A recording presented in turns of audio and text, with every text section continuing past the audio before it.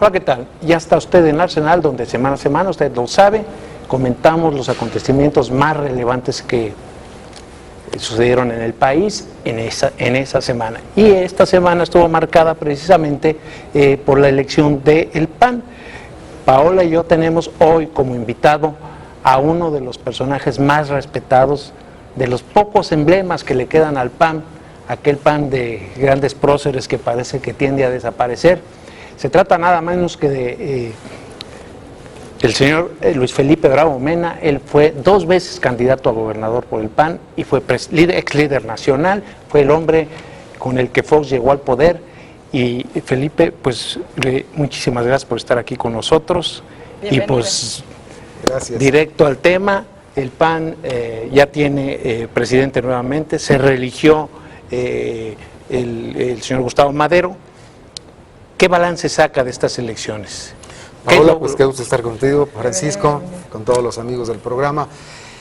Saco un balance inicial, por supuesto es un proceso que todavía su desenlace final deberá tardar algunas semanas en que se asienten las cosas, pero mi primera conclusión es que hemos dado una muestra de que se pueden realizar elecciones de dirigente nacional por el voto directo de los militantes sin que la institución se quiebre, sin que se genere una crisis mayor, sobre todo teniendo en cuenta el precedente del ambiente político interno en el que estábamos. Se había dado una polarización desde hace varios años que fue haciéndose cada vez más fuerte y finalmente llegamos a una campaña ríspida con señalamientos difíciles, ataques que hacían temer que el proceso pudiera quebrar al partido. No ha sucedido, creo que se ha impuesto varias cosas. Primero, una voluntad clarísima de parte de la mayoría de los panistas en señalar quién debe dirigir al partido en los próximos meses y años.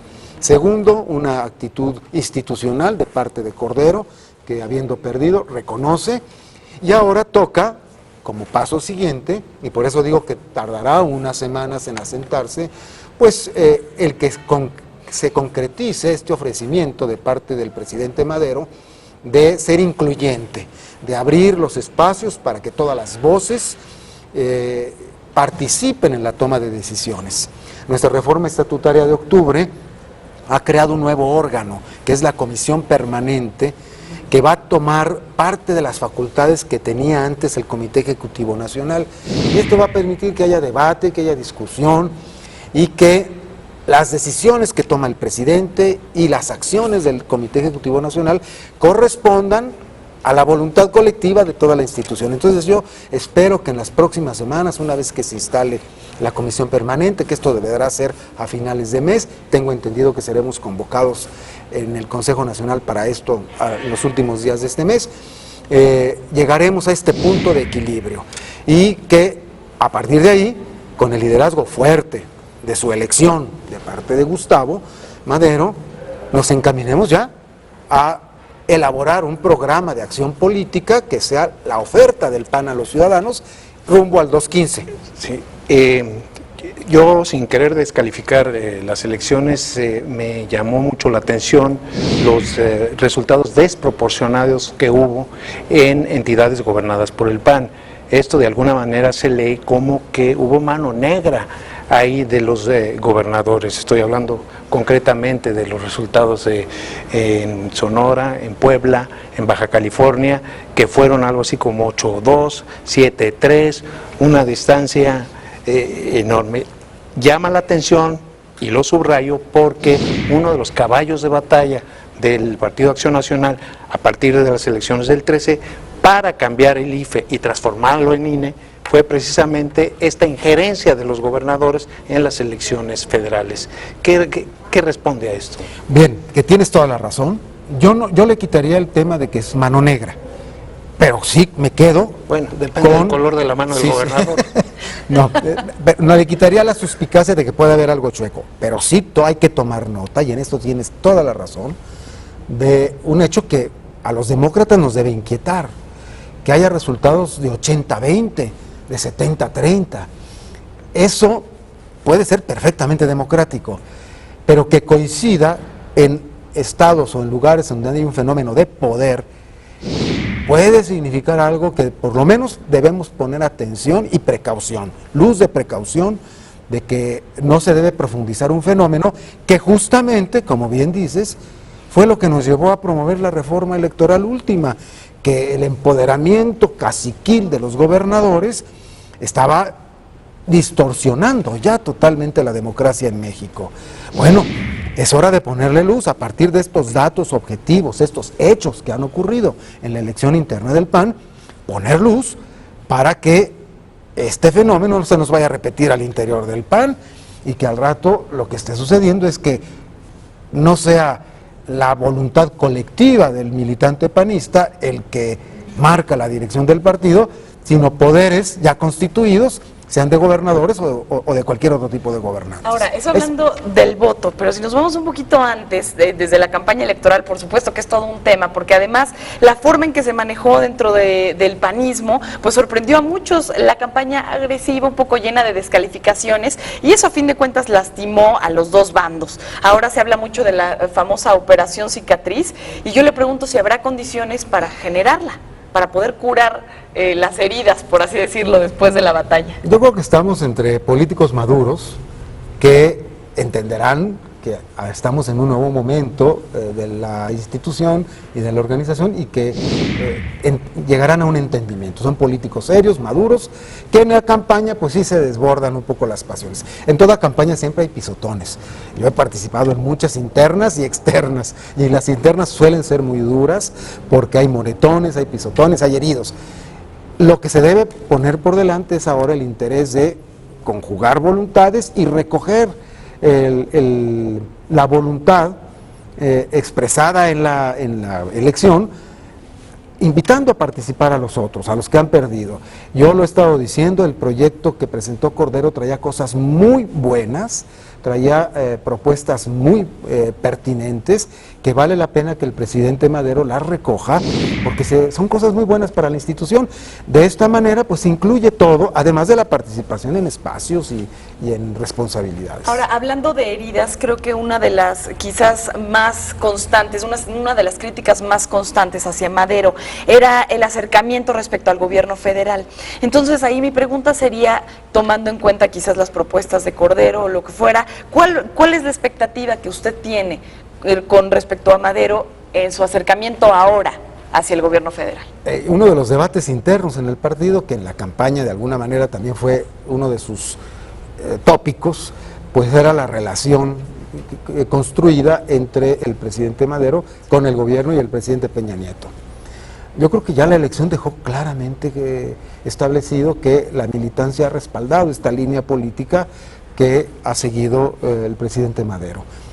Y que ciertamente él, escuchando un 40 y tantos % de voces que se han expresado del lado de la oposición, debe en el diálogo y en el debate que ahora en los cuerpos de dirección del partido debemos tener, encontrar una modulación a esta línea que ha seguido y que la militancia ha respaldado, pero que también debe atender la preocupación que hay por parte de una fuerte corriente del partido de moderar esta relación para que se mantenga la independencia del partido, que no parezca comparsa como se le ha criticado, no lo es, lo digo con toda claridad, pero que no parezca, que se mantenga una línea clara, firme, pero al mismo tiempo de oposición constructiva y colaborativa en las reformas que el país necesita para transformar al propio sistema político y avanzar más en la democracia. Oiga, Luis Felipe, esta elección, bueno, usted habló alguna vez de que el PAN era una confederación de tribus salvajes. En este proceso electoral vimos claramente pues dos tribus, no sé si sean salvajes, pero dos tribus muy claramente establecidas, los maderistas y los calderonistas corderistas, como usted quiera llamarles, porque bueno, Cordero hereda. Yo quisiera preguntarle si sin la lectura que usted le da a esta elección, podríamos poner un elemento como que es una derrota del calderonismo hacia el interior del PAN. Sin querer que amarrar navajas con Felipe ni nada. Sin querer queriendo. No. Mira, primero déjame explicar en qué contexto utilicé aquello de las tribus salvajes. Hubo unos meses muy difíciles para la relación entre los panistas, hace un año más o menos, en el que parecía que se había perdido de vista totalmente el interés y el respeto que le debíamos y le debemos todos a la institución y a la historia de Acción Nacional. Cada quien estaba viendo su interés y no se veía ni pelo ni tamaño. Yo a eso le llamo salvajismo, porque en los partidos es normal que haya grupos, que haya facciones, eso es connatural a toda organización y más una organización política. El problema es cuando estas agrupaciones o estos aglutinamientos a través de liderazgos diversos pierden el sentido de la institución, que hay que respetarla, que hay límites, que no se puede ir más allá de ciertas situaciones porque se pone en riesgo ya lo fundamental. Bueno, hace un año parecía que estaba sucediendo esto, que ya no se cuidaba la institución, que se estaba viendo el propio interés del grupo o del liderazgo en cuestión. Entonces yo a eso le llamo salvajismo. Pero hace un año, todavía hace poquito, ¿no? Creo que ahora en esta elección se ha demostrado lo contrario. Justamente, a partir del resultado, pero una semana antes. Bueno, hay momentos en el que esto vuelve a acomodarse. Yo por eso estoy contento con lo que ha pasado, porque eso que viví hace un año no se repitió ni se ratificó en esta elección. Al contrario, vi que se puso por encima ya del interés de la planilla o del grupo que apoya determinada candidatura, ya se puso por encima del interés personal y del grupo el interés de la institución, y eso me satisface y creo que es una buena señal para el PAN. Pero hace un año sí andábamos muy mal, y entonces yo por eso decía que estábamos como en tribus salvajes. Por eso me interesaba contextualizar en qué momento. ¿Ahora son tribus civilizadas? Bueno, lo normal en una organización política que compite, que batalla, en el que hay debate fuerte. Pues sí, no es una organización de hermanitas de la caridad, se compite por poder político, entonces esto no es fácil. Y la institución ha pasado la prueba y creo que muy bien, y eso nos debe dar esperanza de que vamos a caminar bien hacia adelante. Pero la otra parte de tu pregunta era, la perdí en esta explicación.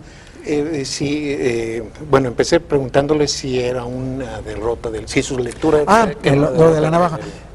Mira, es inevitable el que se contextualice así, quién perdió y si esto es una derrota del calderonismo. Sin embargo, yo sería muy cauto en calificar así las cosas, porque no son tan blanco y negro, ¿no?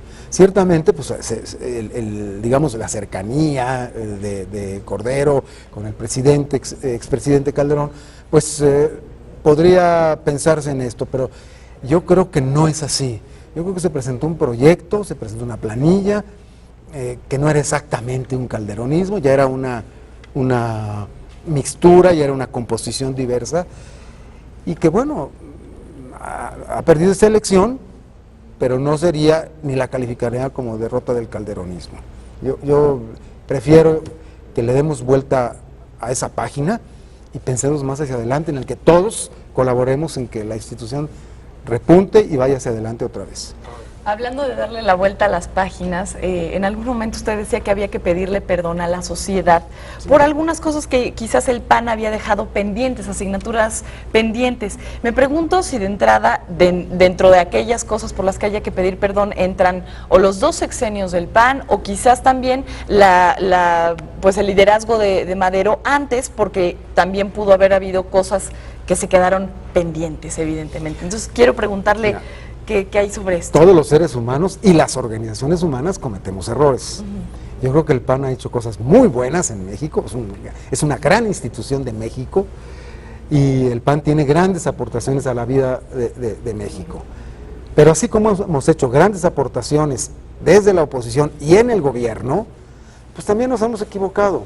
Y si el PAN quiere reiniciar un camino de reencuentro con la sociedad, con la ciudadanía, pues tiene que tener un ejercicio de honestidad en el que digamos, el PAN ha hecho esto por México y con el apoyo de los mexicanos pudimos hacer todo esto, pero nos equivocamos en esto o hemos fallado en esto.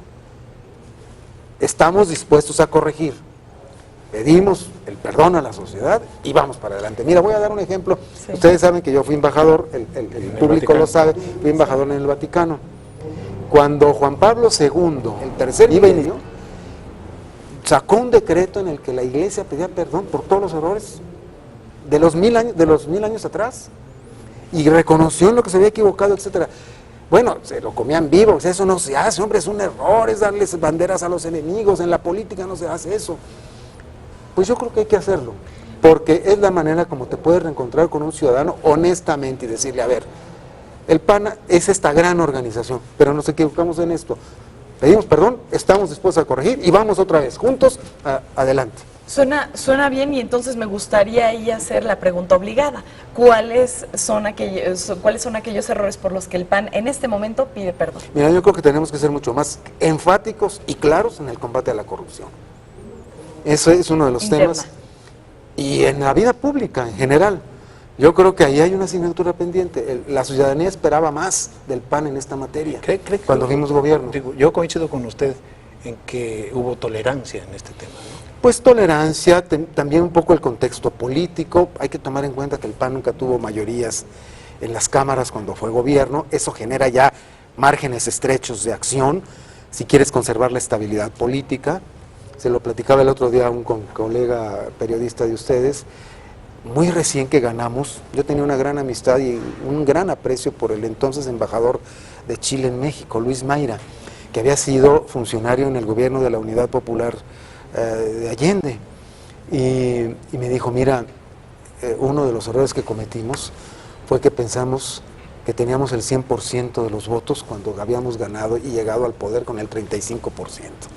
Y fatalmente desestabilizamos la situación y nos cargamos a la democracia. Entonces, a mí no se me olvida eso, porque yo creo que nosotros, si quieren, con exceso de cautela, sabiendo que teníamos poderes fácticos, que estaban vivos, actuantes, la derrota electoral del PRI no era la desaparición de sus pilares de corporativismo que estaban ahí, y bueno, eso tenía que cuidarse, por si no se destabilizaba el país.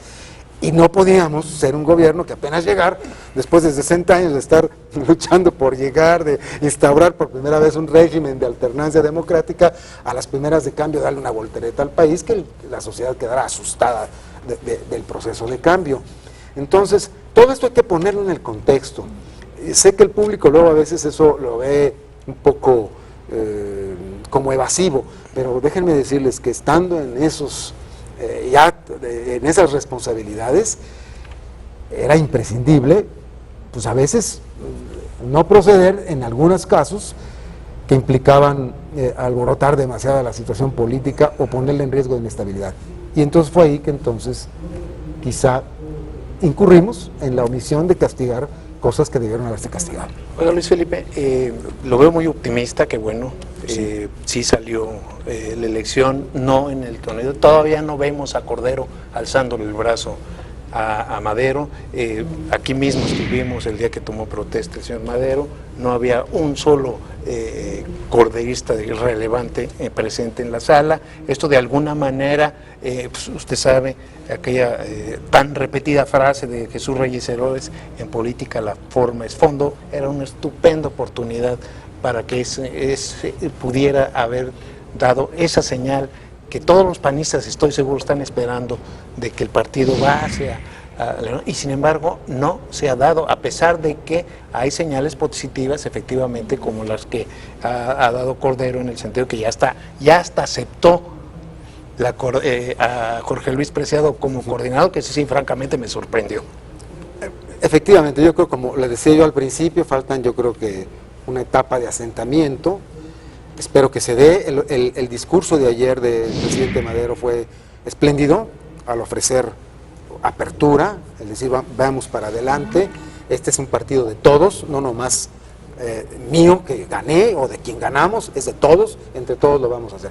Yo creo que ha estado en la posición correcta el presidente Gustavo Madero, y yo espero que con estas señales y estos pasos pues vaya en las semanas que viene asentándose la situación. Dependerá de qué tanta inclusión haya, ¿no? Así, usted lo señaló al principio de la entrevista. Indudablemente, en una organización política, finalmente, es con política, como se acaban de cuajar entendimientos y proyectos comunes.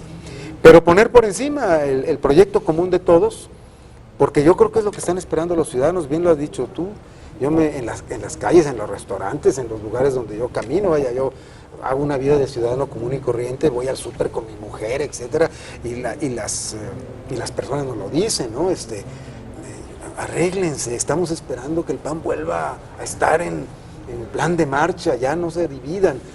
El miércoles pasado me fui al partido de fútbol al estadio y bueno, ahí en medio de la tribuna todos decían, ya por favor arréglense, hombre, ya estamos esperando que el PAN vuelva a arrancar fuerte. Yo creo que se lo debemos a los ciudadanos. Yo invito a todos los panistas y a todos mis compañeros, a Gustavo Madero, Ernesto Cordero, a todos, que ya nos demos la mano, construyamos el proyecto común y vamos para adelante, porque el PAN todavía tiene mucho que darle a México. Ahora, ¿qué opina de esta situación que ahora en el PAN se da a conocer que si fuera un partido nuevo y tuviera que hacer, bueno, pues ya su registro oficial, por así decirlo, en realidad no cumple con el mínimo número de militantes como para hacerse, pues sí, eso, un partido? Porque de hecho tengo claro que, bueno, sería como el 0.26% del padrón electoral, el cual pareciera que ahorita las filas del panismo no lo llenan. ¿Qué pasa con estas cifras? ¿Por qué tan pequeño? ¿Por qué se ha reducido el PAN? Porque nos atrevimos a hacer una depuración de nuestro listado de militantes. Ninguno partido se ha atrevido a hacerlo, ¿eh? Yo reto a todos los partidos que lo Eliminaron hagan. la figura de adherentes que se utilizaba mucho para ir al hueso, para decirlo de alguna manera. No fue tanto por eso, sino que de repente les creció el padrón de una manera impresionante. ¿Qué sucedió?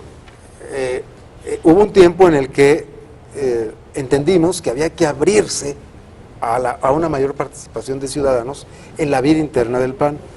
Pero había muchos ciudadanos que no quieren ser militantes del partido. Entonces dijimos, bueno, queremos la figura del adherente para invitarlo a participar en la elección de los candidatos, porque nos criticaban de que nuestros candidatos nacían en convenciones de muy poquitos militantes. Entonces, en un afán de abrir, creamos la figura del adherente. Este cambio coincidió con los momentos de gran ascenso del PAN en posiciones de gobierno y de poder. Y uno de los picos de militantes fue cuando usted estaba así precisamente al frente te lo digo del PAN, con pleno 2002. conocimiento de causa, así es, vino un avance. Bueno, ganamos la presidencia de la República, ya te puedes imaginar la cantidad de gente que vino a inscribirse. Precisamente con esta idea detrás de que era la posibilidad de acceder a un cargo. Yo no descalifico a todos, pero evidentemente entre los que sí querían participar, pues había muchos que decían, vamos, como decía Maquillo Cloutier, vamos a acercarnos a donde calientan gordas. Entonces, sí pasó eso, y se infló mucho el padrón. Y Madero, y después de la elección del 12, después de la derrota del 12, tomamos la decisión en el Comité Ejecutivo Nacional de atrevernos a hacer la depuración en ese momento. Algunos nos decían en el propio Comité Nacional, el debate fue fuerte, porque decían, oiga, no, es como decir, en el peor momento, decir, oiga, ¿quién quiere ser del PAN? No, al contrario, es el momento de hacerlo. La prueba de fuego, a ver quién está en las duras y en las maduras. Si ahorita que hemos perdido la presidencia de la República, que nos ha ido muy mal en la elección, es el momento de que quien de verdad es de convicción diga, sí quiero ser. Y entonces se redujo, se depuró, y de ahí viene esta reducción. Pero inmediatamente se abrió el proceso de afiliación y ya ha vuelto a crecer, ya está otra vez en buen término. No me preocupa mucho eso, porque finalmente el partido, bueno, 75 años de vida política, ya es una institución arraigada en la vida política del país y en la sociedad. Yo quisiera preguntarle, porque ya nos queda poco tiempo, meterme ya de lleno en, efectivamente fue un refrendo, digamos, de la política y la estrategia que está utilizando Gustavo Madero en sus relaciones con el gobierno, digamos que fue un voto en pro del Pacto por México, si queremos caricaturizarlo de alguna manera, pero finalmente, pues sí, el PAN se fue por el militante se fue por el cogobierno, es evidente. Yo quisiera preguntarle, ¿le parece que, como sucedió el Pacto por México y el papel que jugó el PAN dentro, es el correcto, o hay que ser un poquito más críticos, como pedía Ernesto Cordero, y menos, usó la palabra él, entregados? Mira, yo creo que la línea seguida por Gustavo Madero ha sido la correcta. Casi nadie lo ha visto, pero la reforma electoral es mérito de una actitud firme de Madero, cuando el año pasado empezó a ver que el PRI empezaba a volver a las andadas y que había que dar un manotazo en la mesa. Sin poner en riesgo el conjunto de las reformas, finalmente se avanzó en las reformas y en la reforma electoral. Entonces, yo creo que es un poco de tono y quizá un poco de frases, pero yo creo que ha sido la línea correcta, la que ha seguido Gustavo Madero en esta materia. El PAN es una fuerza, y él lo dice, y yo coincido plenamente, es una fuerza, y es una fuerza que se debe aplicar ¿a qué? Para la libertad, para la democracia, para la justicia. ¿En qué medida estás con el gobierno? En la medida en que va en esta línea, o en la medida que tú puedes empujar estos valores y estos principios. ¿En qué momento tienes que estar en línea de resistencia? Oponiéndote con todo rigor en el momento en el que el gobierno está saliéndose o atentando contra la libertad, contra la democracia, contra la justicia. ¿En qué momento estamos los felipenses de que Es que es hay variaciones, en algunas medidas se está en la línea correcta y hay que apoyar, hay que estar ahí.